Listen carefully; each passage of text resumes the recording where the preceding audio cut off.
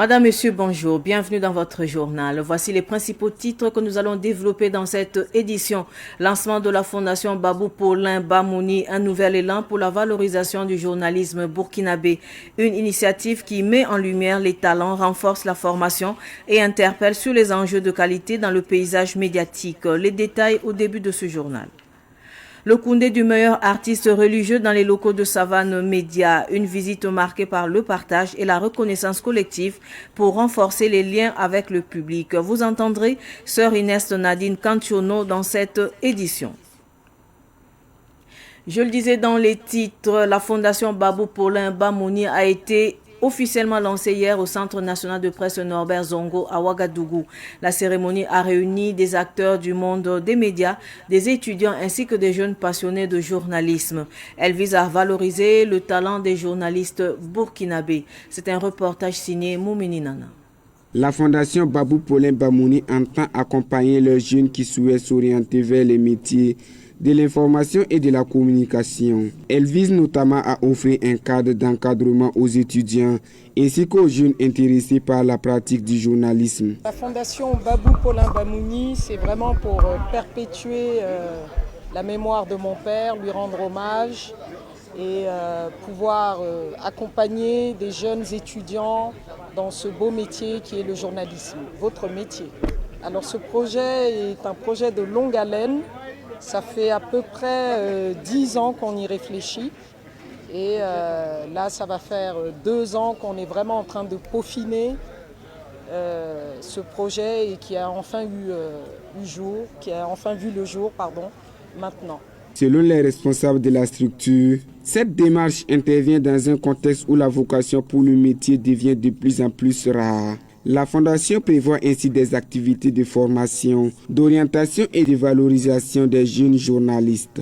Alors la cible, ce sont les jeunes étudiants, les jeunes professionnels qui souhaitent se perfectionner, tous en journalisme, et des jeunes excellents journalistes qui méritent d'être accompagnés pour enfin se développer davantage, avoir plus de connaissances en journalisme et d'autres dont la vocation est le journalisme. Pas qu'il passe dans l'oubli, ce qu'on ne souhaite pas, même s'il est toujours dans nos cœurs, on aimerait quand même que cet excellent journaliste qu'il a été puisse être dans les mémoires des autres et être promu par d'excellents journalistes qui vont pouvoir bénéficier de l'aide de la Fondation. La promotrice de la Fondation a indiqué que le journalisme occupe une place importante dans la société et nécessite un accompagnement. Elle a également invité les jeunes à s'intéresser davantage au secteur des médias. Et puis le ministre de la Sécurité, Mahamadou Sana, a lancé hier 11 mai 2026 à Ouagadougou la plateforme numérique Alerte Labal. Cette nouvelle plateforme vise à renforcer la participation citoyenne dans la lutte contre les actes d'incivisme et à améliorer l'efficacité des interventions de la brigade Labal. Téléchargeable sur Play Store, l'application, selon le ministre, est un outil qui vise à moderniser les mécanismes de dénonciation en toute confidentialité, renforcer la collaboration entre les populations et les forces de sécurité et promouvoir le civisme ainsi que la sécurité de proximité. Le gouvernement suspend jusqu'à nouvel ordre l'exportation du bétail. Cette mesure est entrée en vigueur le 8 mai dernier. À travers cette décision, les autorités veulent garantir la disponibilité du bétail sur le marché national afin de mieux approvisionner les populations et les acteurs locaux. En conséquence, les autorisations spéciales d'exportation ne seront plus délivrées pendant cette période. Toutefois, les exportateurs qui disposent déjà d'une autorisation encore valide ont un délai d'1 semaine pour finaliser leurs opérations d'exportation. Les contrevenants s'exposent à des sanctions et les cas de non-respect peuvent être signalés au numéro vert 80 00 11 84 85 ou 86.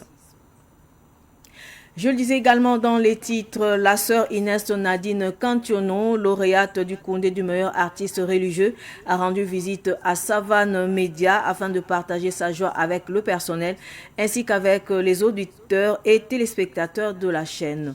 Elle s'exprime au micro de Moumini Nana. Tout dernièrement, le Seigneur m'a fait grâce avec le Koundé d'or du meilleur artiste de musique religieuse burkinabé Je suis là pour rendre grâce et en même temps partager cette joie avec mes frères et sœurs à travers les ondes de Savane FM.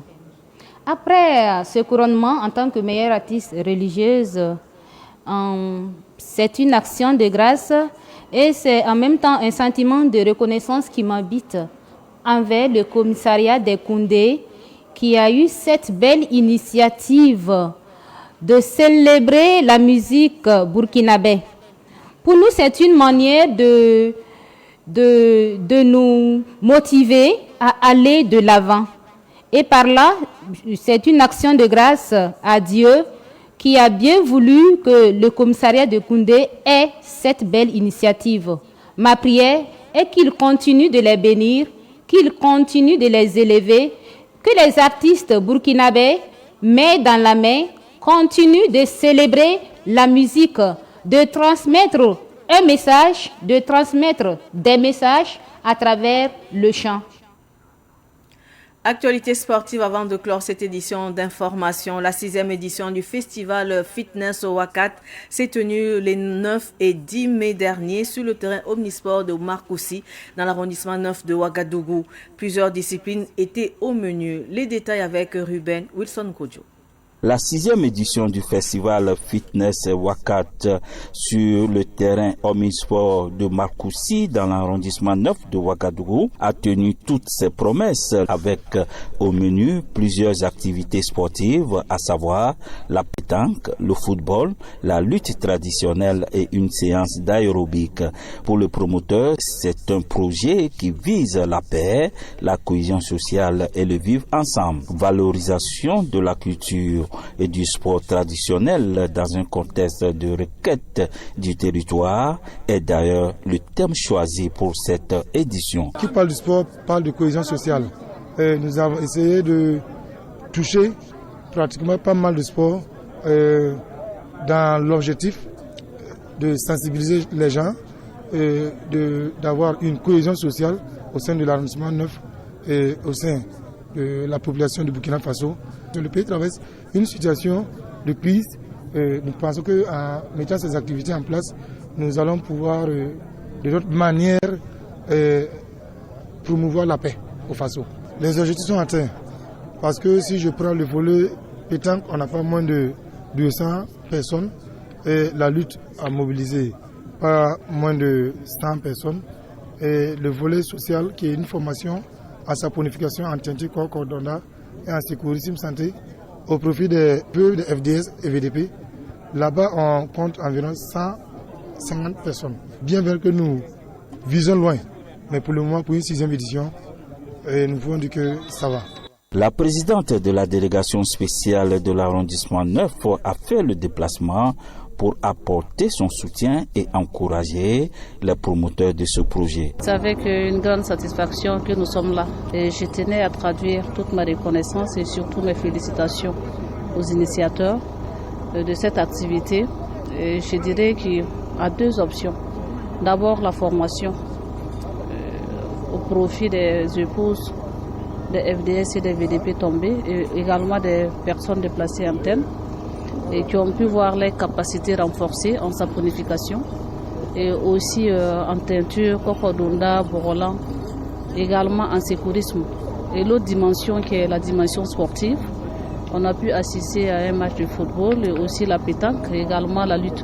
C'est dire vraiment toute ma reconnaissance et surtout ma fierté pour cette activité qui rassemble, cette activité qui vise à renforcer la cohésion sociale à travers les sports et à travers aussi la formation professionnelle des jeunes et des femmes de l'arrondissement numéro 9. Le rendez-vous est donc pris pour la 7e édition en 2027. C'est sur cet élément que s'achève ce journal. Merci de votre fidélité. Au revoir.